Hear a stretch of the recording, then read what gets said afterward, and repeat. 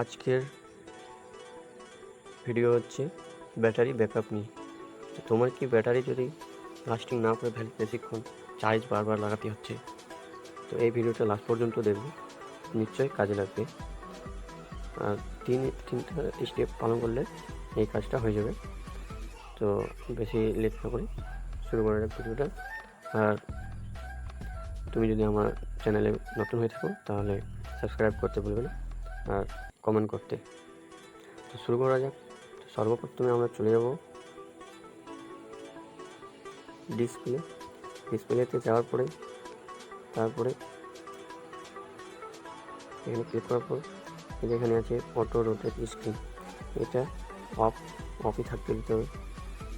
তারপরে হচ্ছে 2 নম্বর ব্রাইটনেস তুমি নিজের মতো করে সেট করতে পারবে। তো এটাকে অফ করে দেবো। তারপরে চলে যাব ডার্ক মোডে করলে কী হবে, তোমার চার্জটা কম খাবে। তো ডার্ক মোড করে দিলাম।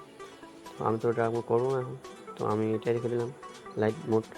তোমরা যদি ব্যাটারি বাঁচাতে চাও তাহলে ডার্ক মোড করে দেবো। তো এই পর্যন্ত